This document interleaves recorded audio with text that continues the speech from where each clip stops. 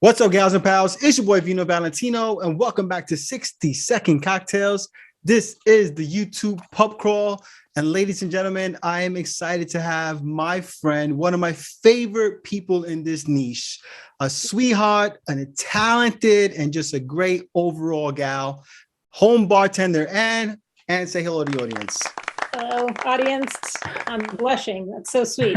I mean it. Trust me, I do. And listen, before we get rocking and rolling, I need to know the most important question I'll ask you all night long. What are you drinking? I am drinking a Haitian rum sour. Haitian rum sour. Anne's always got to get fancy with the tiki tropical stuff. You know, she can't be making it easy on me. Well, I'm having rum. I mean, which is up your alley big time. I'm having a fall rum old fashioned. So, cheers to you, Anne, and cheers to this great conversation we're about to have. Cheers. All right, Anne. Now the questions are going to get tough because it is time for YouTube's favorite game show, The Fast Pour, where you've got 60 seconds to answer 6 very easy questions. Let me get my timer ready. When you're ready, I'm ready, Anne. Right. All right, let me get the timer set. You ready to go? Yes. And begin. All right, your favorite cocktail. My favorite cocktail is actually the Haitian rum sour. Ooh, nice. Your favorite spirit. That's kind of debatable. Whatever is my kick at the time, but right now it's definitely rum. All right. Your favorite mixer. I love infusions. Ooh, and yes, I really like, like syrups and things like that, but also infusions in alcohol. So whatever I got going at the time, yeah. All right, we'll take that. Your favorite hangover food? Taco Bell. Wow, nice. Your favorite bar? Ooh, locally, we have a bar called Ostrus, and otherwise, I really love the Reef down in Palm Springs or the Haley Paley up in Portland. All right, cool. And last but not least, your favorite non-cocktail channel? You have 10 seconds. I watch a channel by the name of this guy that has a channel named Jay Swanson. He's Jay Swanson. All right, let's stop right there. You did it under 60 seconds. Good job, man. So tell me about this channel. I do like to hear about the channels that people watch. In 2018, I went to London, Paris, and Rome. Mm-hmm. And before I went, I was trying to learn French. I just wanted to learn, like, how do I order something in a restaurant in France? Yeah. And that's exactly what I Googled for YouTube. And this guy, Jay Swanson, came up, and he just had exactly that, like, very specific things that you could say while you're there, and some French traits because he's American. He's actually from the West Coast. Okay. And now his channel has sort of morphed into just his daily story. Okay. But, so it's like a vlog? Yes, he blogs daily. Oh, okay. Yeah, cool. Crazy. Funny how you ended up getting like attached to the channel and stuff, right? Like from just a random Google search for about how to speak French or whatever the case might be. Yeah. So speaking of channels, tell us a little bit about your channel and like when did you start? Like what? First of all, let's actually talk about your background. So you're from the West Coast. You're out there in Oregon and stuff. So what's your like drinking background? When did you start? Really getting into cocktails? Not when you start drinking, but like when did you actually start getting into cocktail making? I started getting into making cocktails around 2016. I had a Blue Moon at a vintage bar in Portland that just blew me away. And then I just wanted to, what is that? How did that come about? And I wanted to start like figuring that out and piecing things together. And I started that way with gin, really. And then it's been a long evolution: gin, bourbon, rum. But that's kind of how I started just getting into cocktails. I don't have a bartending background at all, but the chemistry of it and the flavors really started interesting me. And then as far as my channel, I started my channel in May of 2020, shortly after the pandemic. And that was sort of my husband's idea. He was like, people are home, we might as well just show them some fun drinks, and you're really good at that. And I love to do that for other people. And so that's when my channel got started.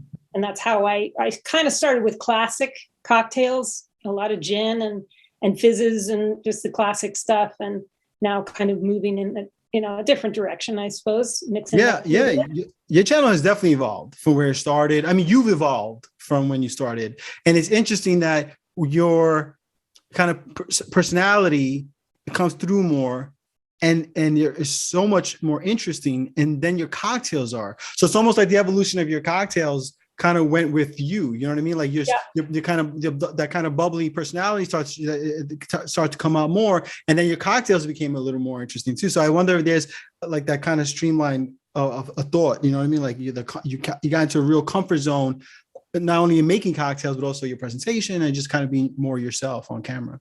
Yeah, as I've heard you say many times in these interviews, it is hard to put your face on camera. Yeah. And man, do I have respect for actors and their craft, because it really is hard. And for someone that doesn't have a bartending background, here I am, like, telling recipes. And I just wanted to bring that without sounding like a real jerk, and just being really humble about it all.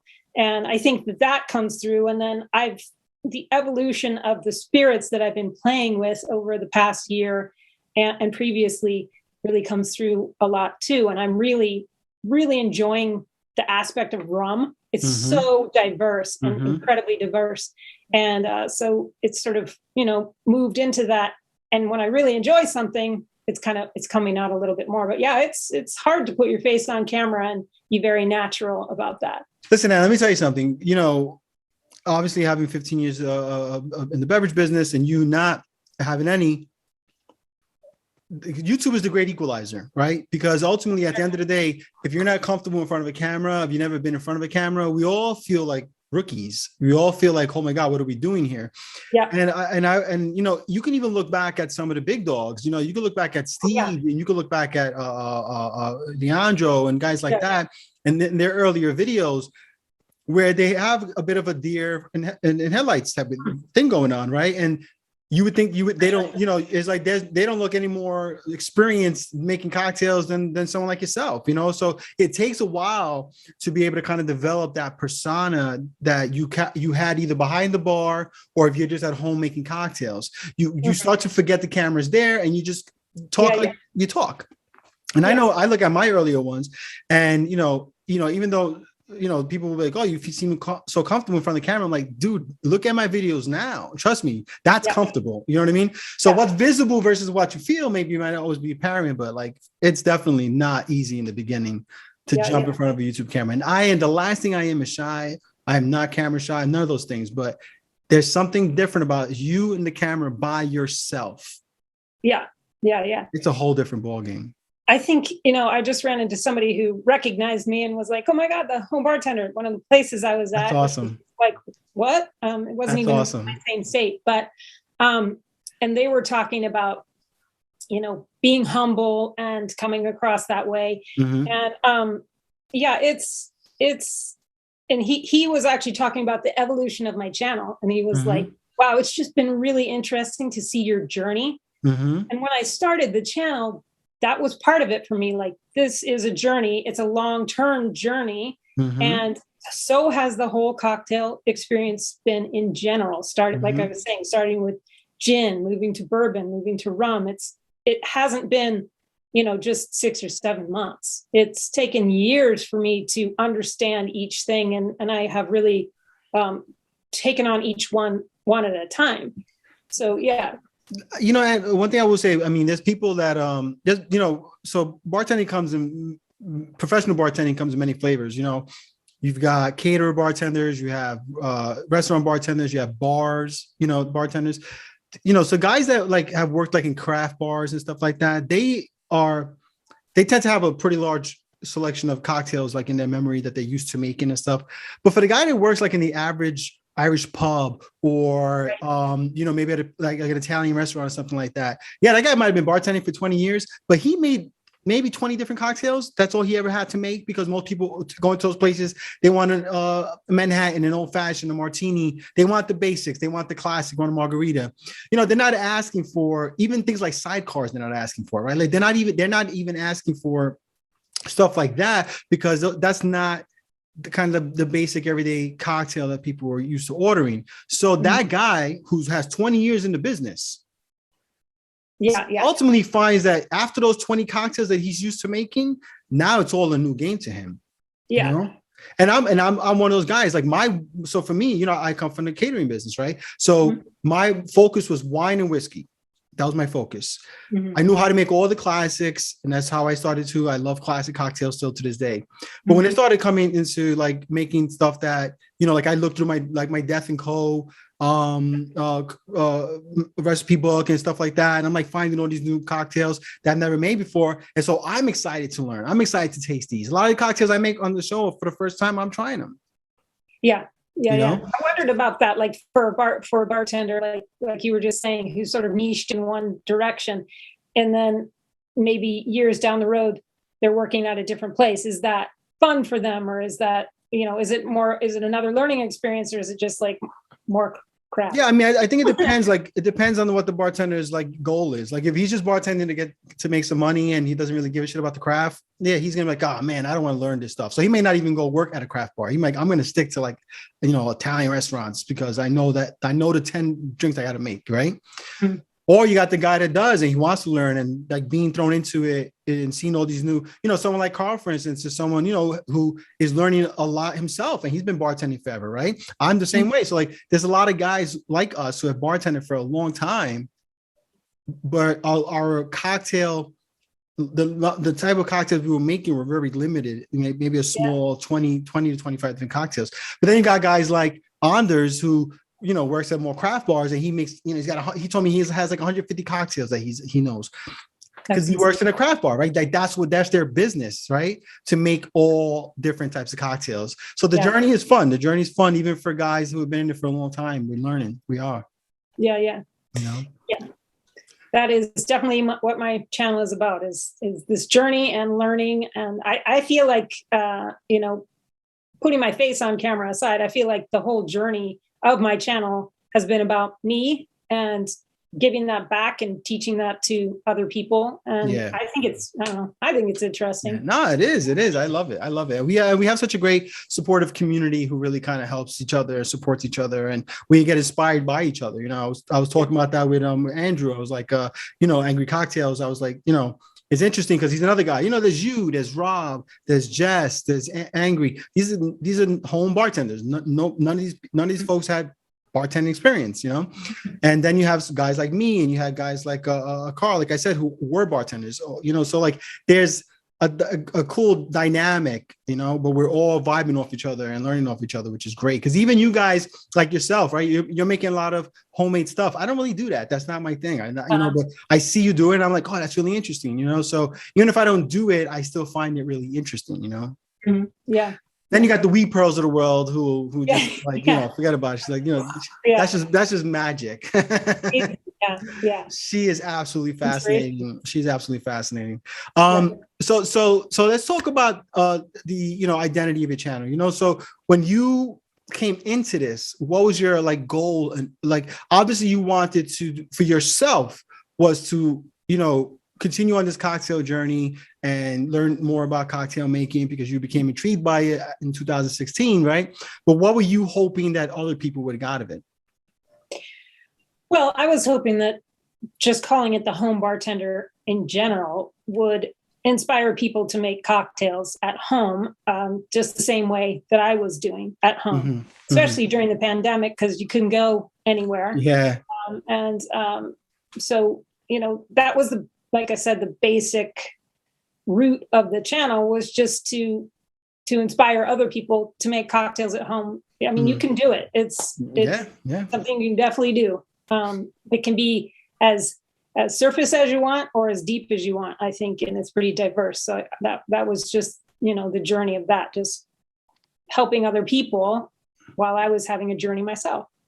One thing that you know you've definitely, you know, you mentioned, you touched on a little before, rum. You really are big into tiki cocktails, tropical cocktails. Where did that come from? Because you started off, like you said, kind of more on the classic side of things, but you really branched out into that to the point where, like, that's like when I think of tiki channels now, I think of you. When I think of tropical cocktails, I think of you. You know. You know, that bar that I mentioned earlier, the Haley Paley in Portland, I went there and had a painkiller. That was it. That'll do it.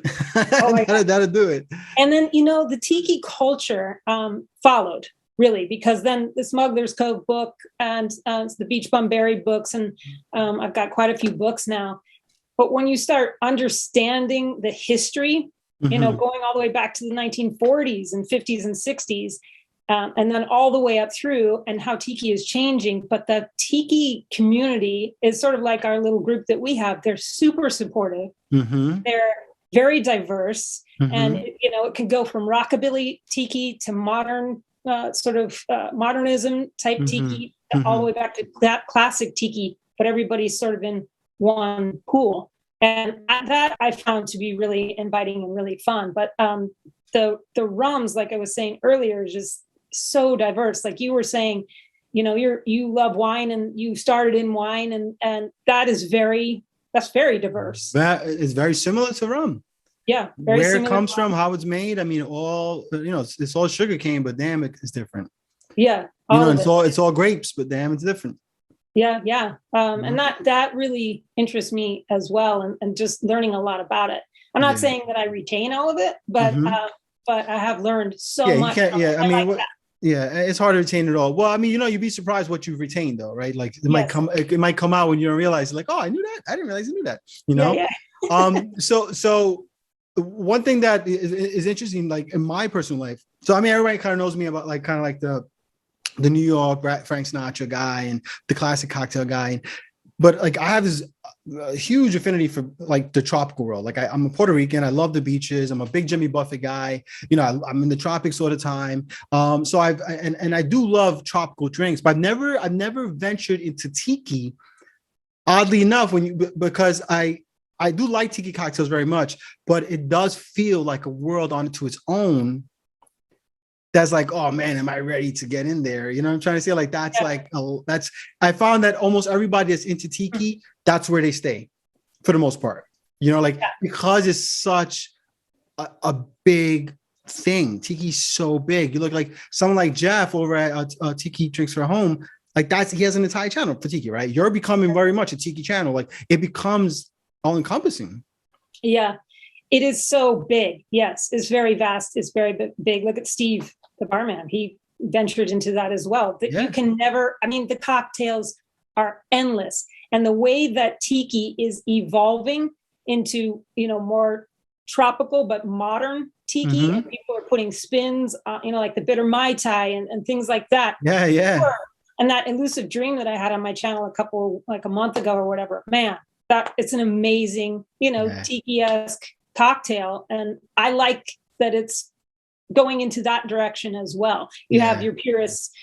So it's kind of, I would say you can totally jump in. You can come in wherever you're at. They meet. The water's warm, obviously, right? Yeah.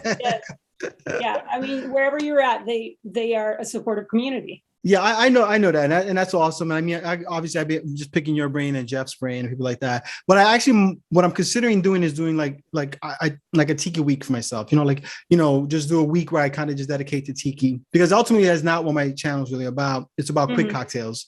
Tiki is not really. That's not really what tiki is about. But Station Rum Sour. That's a 3. There are some. Quick. Yeah. So, but ultimately, I still want to have fun.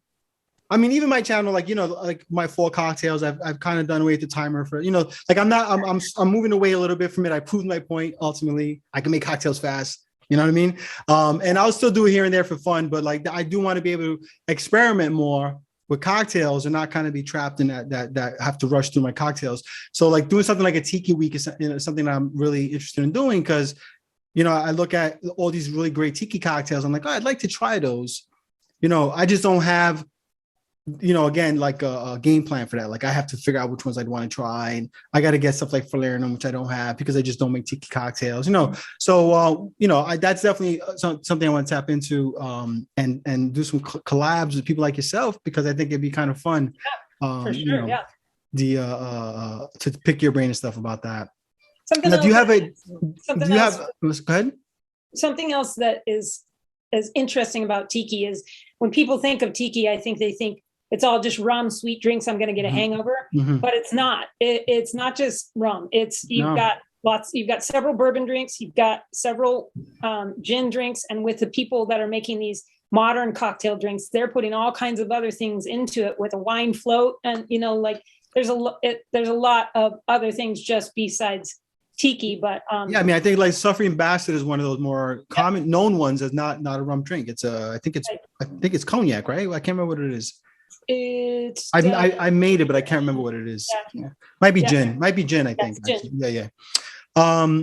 So is there a tiki cocktail that you what's the one you're drinking again? The Trinidadian, what is it? Oh, the Haitian rum sour. Haitian rum sour, but that's not a tiki, is it? That's just a sour. Not really tiki per se, no, but it's got Barber Port 3-star, which is, I call it the mezcal of rum, because it's got that smoky, interesting flavor. Yeah. And then it's got demerara and lime. And I usually put a little demerara sugar rim on it, but you don't have to do that. It's very simple, very easy. So is there a tiki cocktail that you like, if you had to say to someone, trust me on this one, besides the Mai Tai, because the Mai Tai is a pretty short shot thing? You know what? I didn't even try the Mai Tai until about, I don't know, 4 or 5 months ago. Really? I didn't start with that. Yeah. That's surprising. I hadn't really ever had one. I would say that Painkiller is the Painkiller.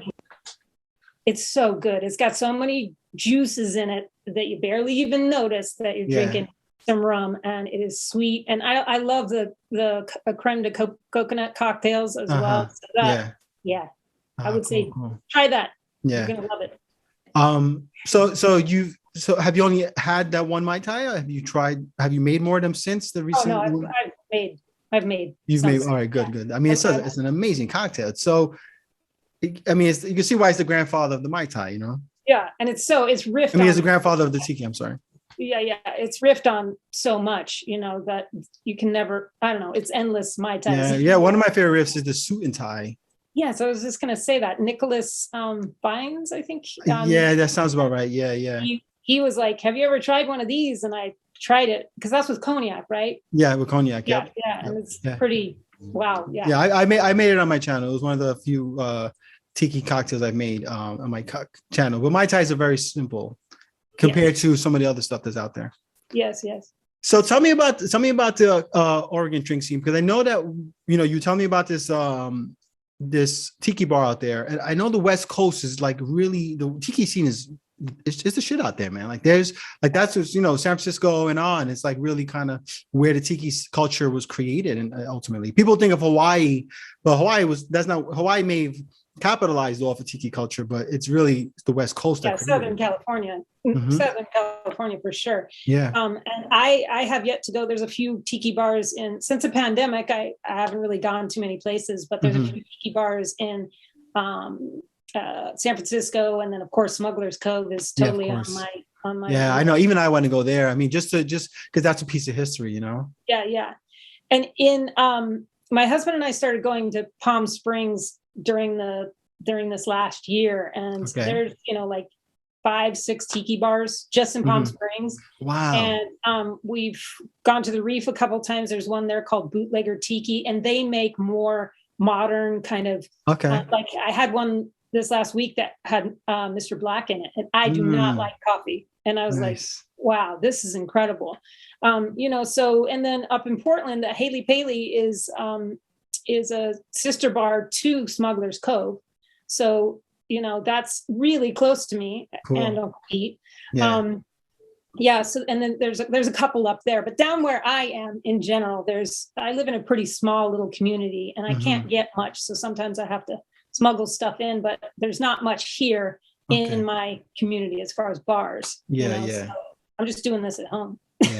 Well, tiki culture isn't really a big thing out here in New York, but they're out there. There's got to be a good 5 tiki bars out here. You really have to look for them. They're not in your face like some of the cooler, like the bars like PDT and stuff like that. Those bars are just so notorious because of their the craft cocktail scene that they kind of brought back and stuff like that. So those places are awesome, and even they have like a tiki cocktail on their menu, something, kind of Mhm. cool and funky like that. But there are some cool tiki bars out here. I've not been to any. I've been to one like years ago, but I don't remember the name if it's even around anymore, to be honest with you. But again, because the tiki scene was never really my thing, even though I do appreciate them. But I am intrigued more and more by it. The more I guess I'm doing this, the more exposure I'm getting to tiki fanatics, and you guys in your sick collection of mugs, which is I think it's a certified sickness. I got to be honest with you. I just told the guy Rory at the Reef that my rum collection is now migrated into my garage, and he's like, at least you have a garage to put it in, because most people just have this huge wall. I mean, it starts to become a collection, and luckily my husband's like, yeah, sure, but I actually don't do. I have about 10 maybe tiki mugs, but I'm not a big collector of things. But apparently I have a rum problem. I'm not a collector of things either. I'm like, I like do one or two of everything, and that's really it for me. For me, I like variety, but I mean, I guess having different rums is variety, because rum is so different from each other. But like, I'll have like 6 different rums, maybe 8 different rums. I think I might have like, I don't know. I think I have maybe 6 and a couple. I have about 10. But I know people like yourself and Steve. Well, Steve's different because Steve the barman has a rum channel, so it's a little different. Yes. So he has got a lot of stuff. So when you're looking for your cocktails, I don't want to talk only about tiki. If you want to like talk about other styles of cocktail making, but I feel like tiki is kind of right now your wheelhouse, and it's a really interesting conversation, because I haven't really had this conversation on this channel, on my show yet, about tiki. So you can always say, hey, can we move into this? But I do want to know, like, where do you get your experience, inspiration from when you're picking a cocktail? Do you get it from books? Do you get it from something you drank at a bar? Do you get it from another channel? A little bit of all of that. If I have a cocktail at a bar that I'm just like, wow, that was incredible, and I can get any of the specs, which usually I can't, but I can try, then I will try and recreate that at home. And I have done that with a few cocktails. But I have, like 8 tiki books, and I'm trying not to collect any more of those either, because those take up space. But so I'm looking through those tiki books, and I'm talking to bartenders when I do go to the cocktail bars and go to the tiki bars, and just looking through those books. And I do look on the internet a little bit, and I actually have an app. If you have an iPhone, you can get it. It's called Totally Tiki, and it's Beach Bum Berries app. Oh, cool. The cocktails are retro, and they're like originally posted, this is how it was in the 1940s. And so sometimes you can riff on that a little bit, but that's pretty fun. There's hundreds and hundreds of cocktails on there. So a little bit of everything. I don't really look at other YouTube channels for that currently. I mean, I actually do, for my channel, I actually do a lot of research and try a lot of cocktails before I put them on the channel. I want to be sure that they're quality cocktails. Now, they might not be for everybody, and you might not have everything that is needed, but if you do make it and you do invest the time, they're going to be really good.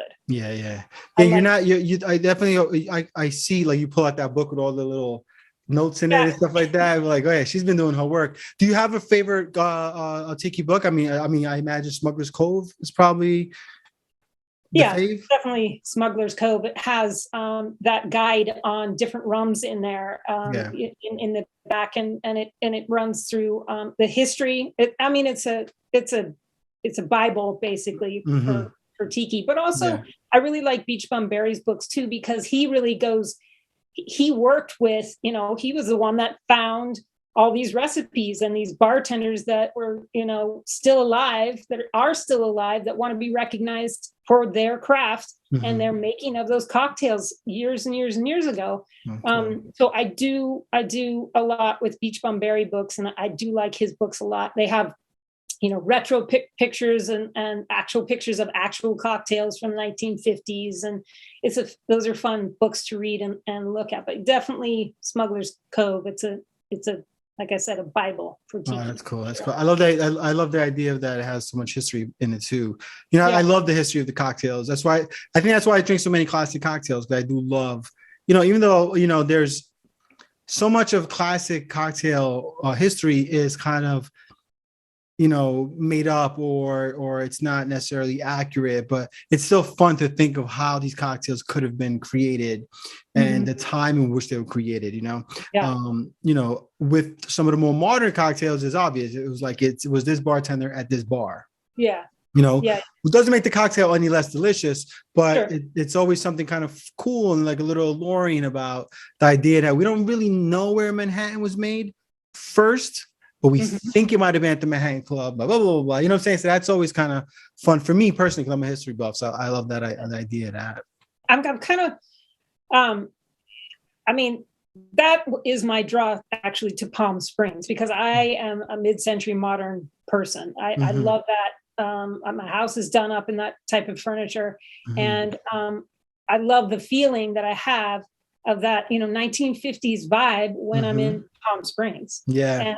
I try to bring that kind of vibe home with me. And you're such a rat packy type of person. I mean, when we were there last, we visited Frank Sinatra's grave, Did you? Oh, cool. Guy that was his right-hand man, whatever you want to call him. So that, I love that vibe. And I do love classic cocktails for that reason. I think I connect with you there on that. It's kind of, they're just so easy and so interesting to try and learn about. And the history of all of that is really fun. Yeah, I think one of the things that's always drawn me most to it, the classic cocktails and the simplicity of them, is because drinking was such a social thing, like you said, during the 50s, right? During that kind of mid-century thing where the cocktail was it was something to have, to hold. Let's make it easy. Let's put some sugar in it, whatever. But now let's get to the show. Let's talk. Let's catch up. Let's do all this stuff. And that's when, I think cocktails really found their social element at that time. There was a coolness factor. There was a real, a big social component to it. So the cocktail itself still had to be delicious, but simple.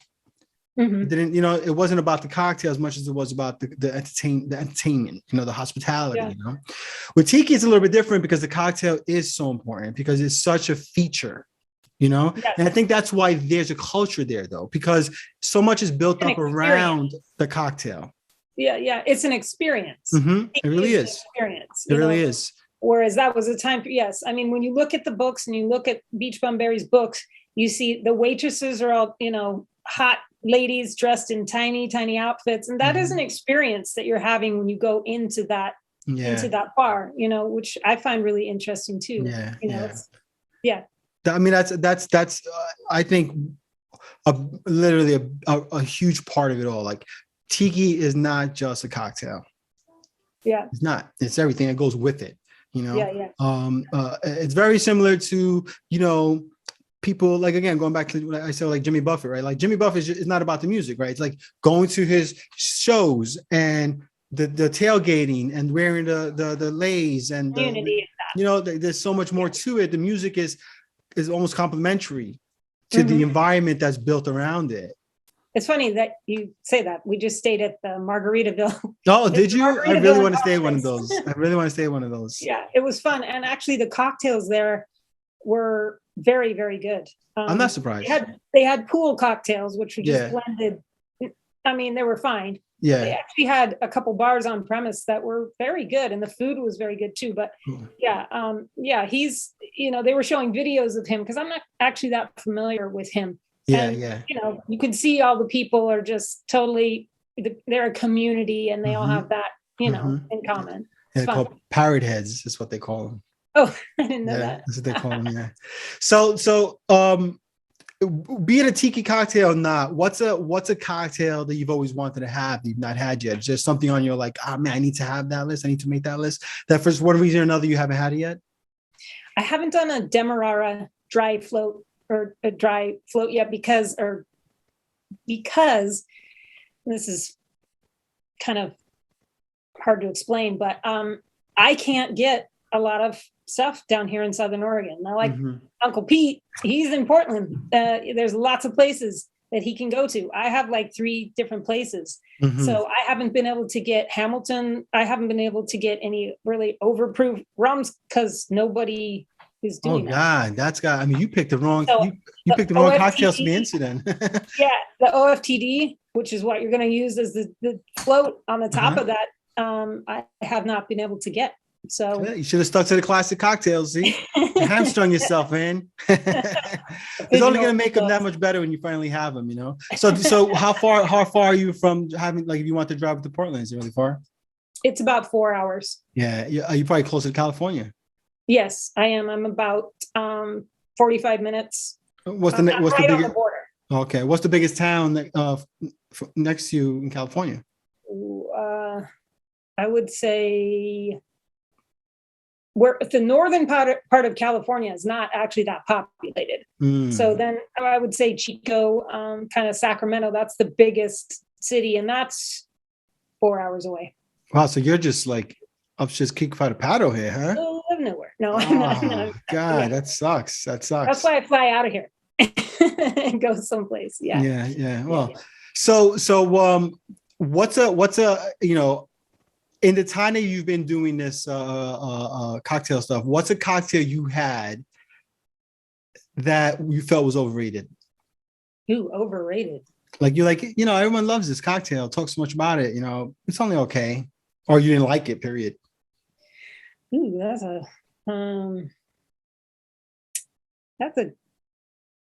don't know. I don't know. So all right, so then let me ask you this.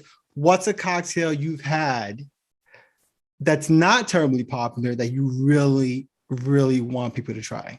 Something you've made on your channel where you're like, this is so good, I hope people try it. Well, I really wanted people to make that Elusive Dream. So freaking good. It's so good. Is that the one that you kind of screwed up with the timing, the release and stuff? Yes. Okay. Yeah. You would definitely want the people to try that. I remember that. Pretty upset about that. Yeah. But something. Yeah, I would say that one is really pretty spectacular. I'm trying to think if there's another cocktail a tiki cocktail that's another. I really, I made it's a popular cocktail, the Jungle Bird, but I did a strawberry Jungle Bird last year. Yeah, I remember that. Yep. That was really good. Yeah. I mean, I really like a Jungle Bird because I'm playing now with Amaros and stuff like that a lot. Yeah. So I like that bitter kind of, bite at the end. But that strawberry really brought it down and just made it a tiny little, nip instead of a huge bite, and that was really fun. And I would want somebody to try that as well. And I've been doing those pineapple infusions. So you're big into those. I gotta tell you, for me, I definitely would say I really wish everybody would infuse Campari with strawberry. It was everything I made with that cocktail, with that spirit, with the infusion was better. Yes. It was better. I was unbelievable. Like Campari needs to think about releasing a strawberry infused Campari, because I got to, the Bouvardier is in my like Mount Rushmore of whiskey cocktails, and to me it's pretty much a perfect cocktail. Like it's pretty much perfect already. The strawberry infused Campari actually was better. It was a better spirit. It was incredible because like you said, it mellows out the Campari, but not to the point where like it takes away from it at all. No. But then it adds a little bit of a kind of a syrupy sweetness that's not overly sweet. It's so fantastic. That's what I would recommend anyone to like go infuse some Campari with strawberries, especially someone that either loves Campari or someone that doesn't like Campari. Yeah, because it could change your mind. Trying to get Riley to come on, just try this one. So good. Yeah. I mean, I think they did it. I think they infused the strawberry with Campari. Yeah. So Ann, so you told me the Blue Moon was kind of like that cocktail that made you kind of go, oh, like this is what it is. Like I like this stuff. So would you consider that to be kind of like your aha cocktail? Oh yeah. Yeah. Yeah, I would. Oh, cool. Also, we were talking about experiences earlier. I went to this place in Portland called the Vintage Tiki, and that's really the first experience that I've had where the bartender was double shaking, and he was, he wasn't doing flair, but Yeah. he was just really into his craft. Mm. And I was just like totally taken by that. Yeah. And then I was like, what's the craziest thing I can get here? Because I can do a gin and tonic or a gin fizz anywhere, and that Blue Moon, he made me that. And I was just like, damn, this is real good. Yeah, and just that experience was fun. That's cool. That's cool. When I was in catering, I used to have to make a lot of specialty cocktails. So for me, a lot of times what I did was I would be there with 15 different bottles in front of me. Like the client would say, oh, I want something whiskey based that's a little bit sweet and I want it to be yellow. I mean, they would get that specific because it was an event, right? So like it'd be wedding and maybe yellow was like a theme, so shit like that, So I would sit there with like 15 different bottles, and I have my palate's very sensitive because of all the wine business I did. So like I always had an idea of what would work well. So I would literally sit there for like the whole day and like just try all these different things and all these different experiments and stuff. And that was always so fun, just like getting to really just try all these different spirits alone to tell what I think might work, what might not work. But the one thing I didn't do very much of was Amaro. Very little. A Campari, Aperol, a little bit of Averna, some Ramazzotti, whatever it's called. And maybe a little Montenegro too, but like very little. So it's one of those things that I would consider a blind spot for me is Amaro. I mean, I have Amaro. I have it here and I love it. It's delicious. I love Chinar. It's probably my favorite. I could drink that for days. What would you consider to be a blind spot for you? I would say exactly what you were just talking about. Yeah? I am still learning about the profiles and my palate. It's definitely developing and it's coming along, but like Jess, she seems like she can just like throw this and this in there and just make it come together. She's great at baking and that helps a lot. Yeah. To have those spice notes already in your palate is really important. So that is something that I'm trying to work on and that I'm trying to work towards that a little bit more. It's my downfall a little bit. It's funny because I like to make some original cocktails, and not be putting other people's recipes always. Well, listen, the more you mess with cocktails, you'll get it. You figure it out. I laugh because me and Jess are probably the most expressive when it comes to a cocktail. Like, I'll drink something and go, oh my God, it's so delicious. Yeah. And she'll do the whole, orgasm thing. And I think it's because when you get to a point where like your palate becomes so like sensitive or sophisticated, whatever you want to call it, it is immersive. The feeling is like, oh, it hits you so much. Like I don't just taste the cocktail, I taste everything that's going on, every part of my palate. And so for me, it is a visceral like feeling, like, oh my God, it's so good. Yeah. So when I like something, I can't help myself but go like, wow, that's good. Or like be like, like I'm not afraid to say if I don't like a cocktail. I mean, yeah. Because I'm not gonna fake the funk. I don't. I guess I see that as an evolution of a cocktail, and I guess maybe that's how I express it. Like the evolution of this cocktail, I can taste every single thing in it, and I really am attracted to that. I really like that. But it makes the experience better.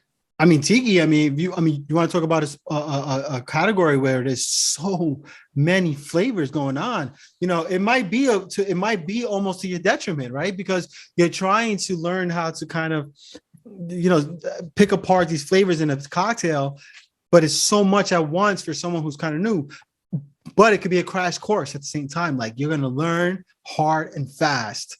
Well, the other thing, like I said earlier, there's, it's not just all about rum. The halakulani is one of my favorite. So many ingredients. which that's bourbon. It's a bourbon cocktail. I keep telling Jeff he has to get his wife to try that. And then, like you said, Suffering Bastard, everything, there are other cocktails besides rum for you to work on developing your palate. Yeah, absolutely. As well. And yeah. I mean, the thing too with Tiki is not only do you have all these different types of rums, which again, that's a lot to learn when you're trying to like train your palate. If you throw in bourbon now and you throw in gin now, then you have that, all the different juices, right? Yeah. And then just falernum alone. Yeah. That's like a orgeat. Orgeat. Well, orgeat's almond, so we know what that is. But like falernum is a bunch of different stuff. If you're making your own orgeat, if you're doing Lighter & Co., Small Hands, or Liquid Alchemy, they all taste different. Yeah. All of those orgeats taste different. Yeah.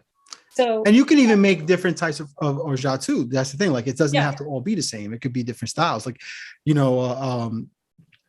going back to Carl again, who I think we've talked about 4 or 5 times in the show. Carl, what's up?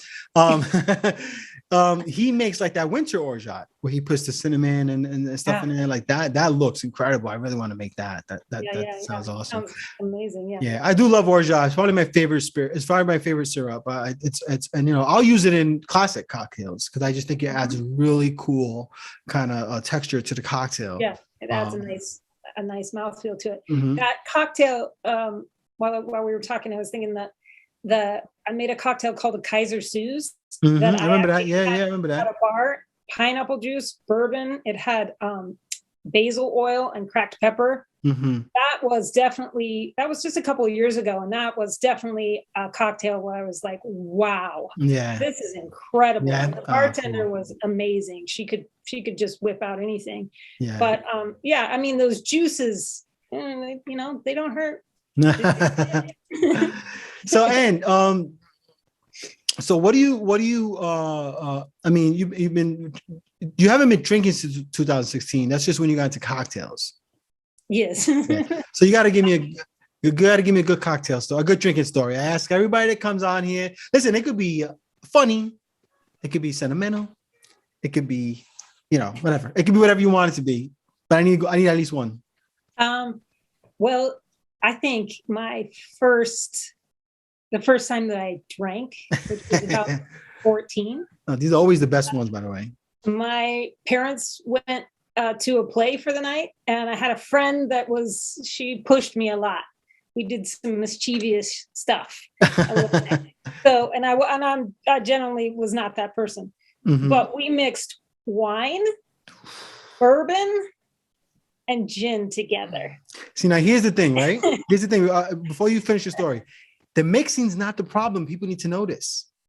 It's you didn't eat enough and you had too much to drink. That's I was it. 14. That's so it. Yeah. You were probably this skinny. You probably had probably had a hamburger for dinner. You know what I mean? And that's it. If that. I had some, I don't know. My mom Tostitos or something, right? You know what I'm saying? But we drank half a box of full wine. Boxed wine, not a good wine. I mean, I grew up in a pretty big family. We didn't have quality crap around. A lot of canned food.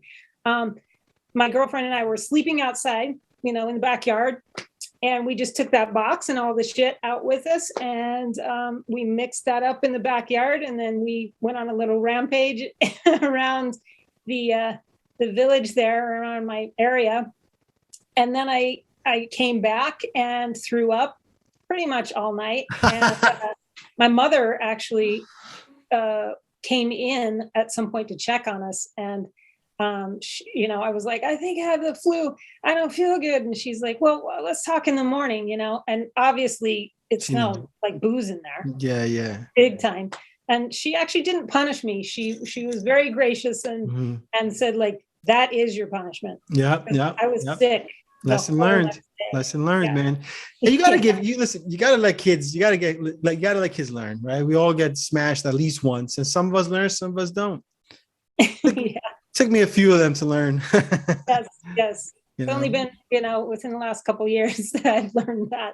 Yeah. I can't remember the last time I got destroyed. I mean, a couple of times, obviously with our community, I drank to the point where I was pretty buzzed, but I never, I can't remember the last time I got smashed, man. It's just, it's never been my goal. When I was younger, I first started drinking, you know, it was different. You know, you were a little more cocky and arrogant. Was that? That was the goal. That was the goal, right? Like you didn't, you know, and you never really knew how bad it would get until it got there.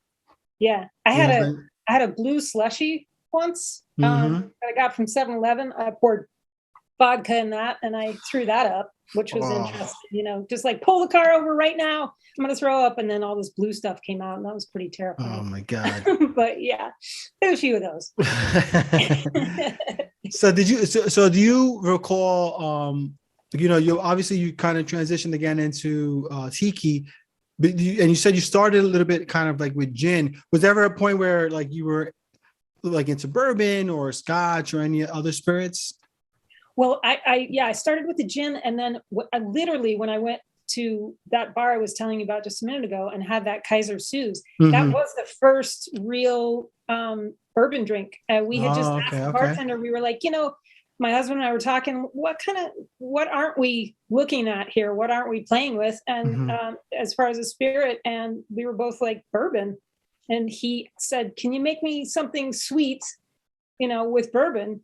Which we didn't understand that the profile of bourbon really is sweet. It really is sweet, yeah. You know? So that's kind of how we transitioned into bourbon.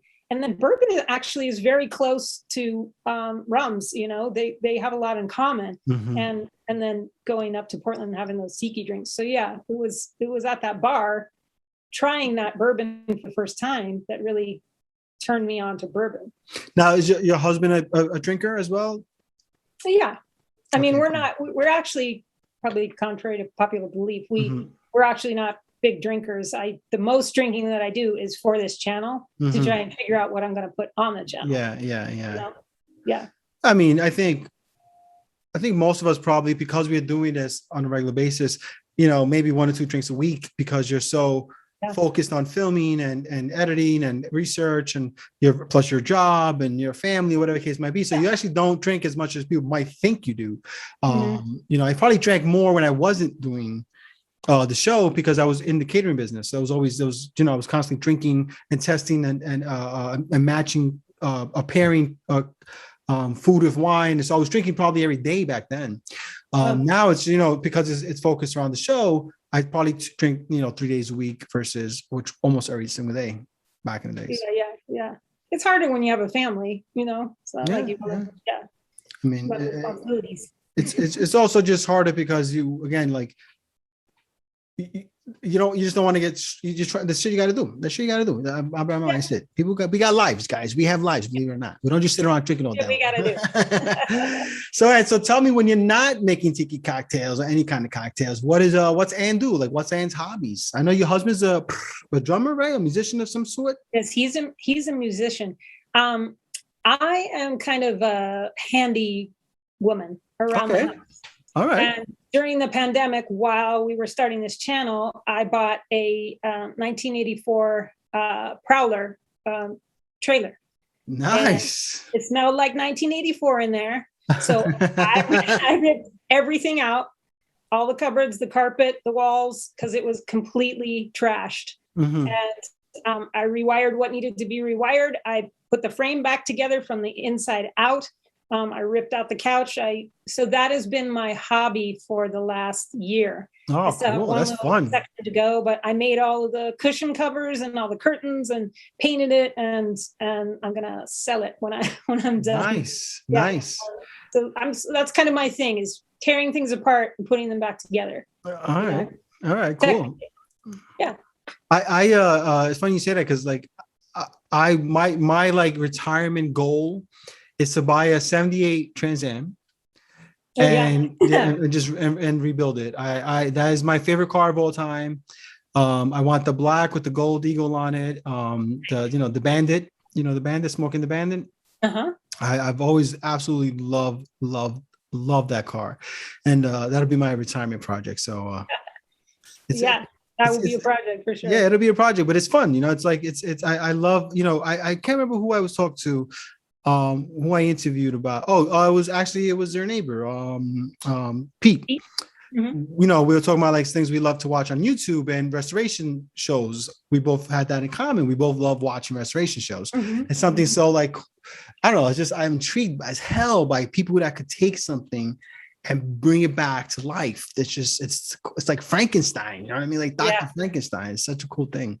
It's a, I think also it's a release for your brain. It's absolutely for your brain to just be like, we're focusing on this, everything else doesn't matter at this moment. And it does take a lot of research to source parts and to to figure out where to get things, and especially online. So it takes a long time. It takes longer than you think. Of course, to restore something like that. But with this trailer, it has an aluminum top.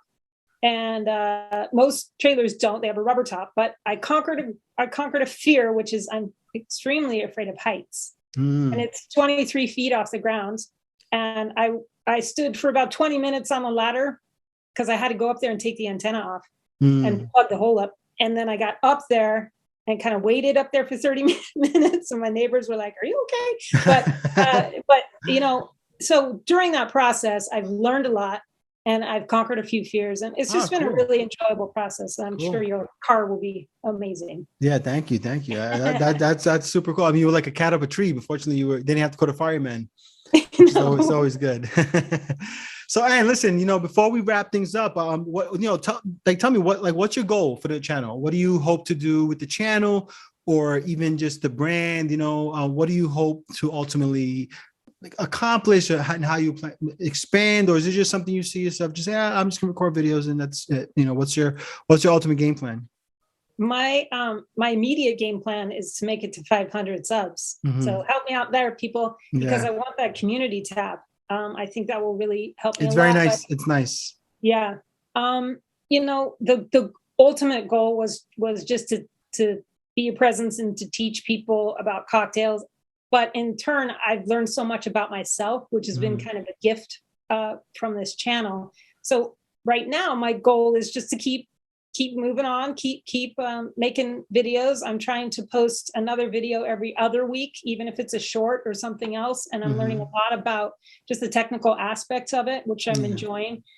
So just kind of keeping it going, and just see where it takes me. It's really been an adventure and a journey, and the community that we have on our Discord and other Discords that I'm a part of just has been such a blessing, just such a great thing.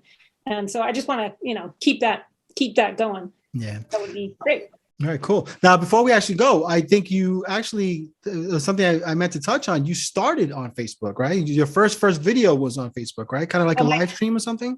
My first, yes. I did a Tiki live stream, and it was 5 hours.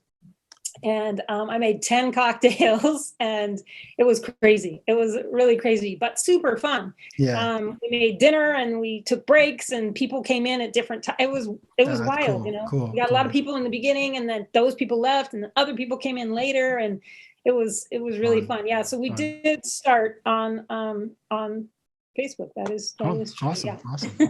All right. And well, listen, Ann, thank you so much for being on the show. Honestly, it was so fun. I do love you, man. You're just one of my favorite people in the niche. You've always been super sweet, super supportive. Just one of those people, again, like, I've always felt really good energy coming from you. And that's always important to me as on a very personal level. Same. I know that everybody feels the same about you, and thank you. You've been there for the ups and downs of everybody in this group, and I try to do the same. And we all just really appreciate you. Thank you. Thank you. For all you do. Thank you. Thank you so much. I do appreciate that. Well, folks, make sure you go out and check Ann's channel. Trust me, you're gonna love it. If you're into Tiki, you're really gonna love it.